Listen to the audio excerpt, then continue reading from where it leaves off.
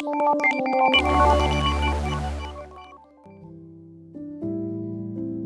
Sobat Seed of Revival yang diberkati Tuhan. Kembali hari ini dalam perenungan firman Tuhan dengan tema ketaatan tanpa kompromi.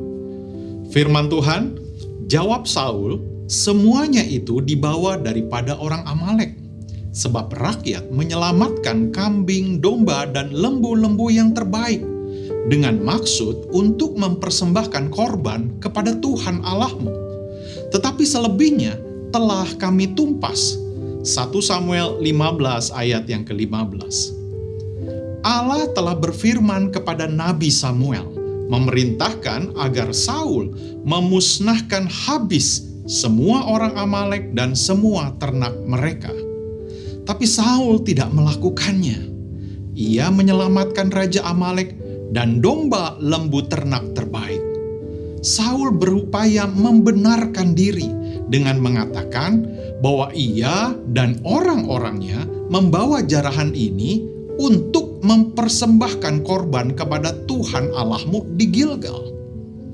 Saul mengklaim bahwa ia telah melakukan kehendak Allah. Saul menjadi sombong sehingga Allah menolak dia. Amsal 16 ayat yang ke-8 firman Tuhan katakan, kecongkakan mendahului kehancuran dan tinggi hati mendahului kejatuhan. Saul tidak melakukan apa yang diperintahkan oleh Allah.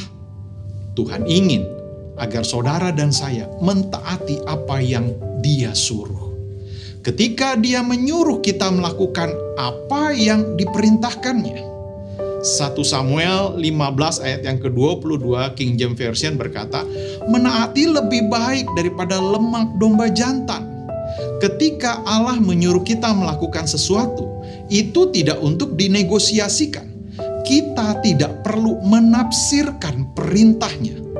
Kita hanya perlu melakukan apa yang Allah ingin agar kita lakukan. 1 Samuel 15 ayat 23 King James Version berkata, sebab pemberontakan adalah sama seperti dosa bertenung, dan kedegilan adalah sama seperti menyembah berhala dan terafim. Ketika kita tidak melakukan apa yang Allah suruh atau Allah perintahkan untuk kita lakukan, maka itu adalah pemberontakan, seperti menyembah berhala dan terafim. Dengan kata lain, ketidaktaatan disamakan dengan menyembah berhala. Saul tidak taat dan menganggap apa yang dia lakukan itu benar. Ia menjadi sombong. Kesombongan pada dasarnya adalah lebih tergantung pada diri sendiri ketimbang kepada Tuhan.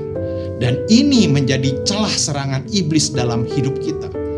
Untuk dapat taat dan mengerti kehendak Tuhan, kita perlu yang namanya kerendahan hati. Kerendahan hati tidak berarti kita melakukan dengan sempurna. Juga bukan berarti kita tidak berdosa. Kerendahan hati artinya bahwa kita memiliki hati yang peka terhadap Allah. Semakin kita tergantung dan berfokus kepada Allah, maka kita akan semakin jelas mengerti apa yang menjadi perintahnya dalam hidup kita. Terkadang apa yang menjadi perintah Tuhan untuk kita lakukan berbeda dengan cara pandang kita.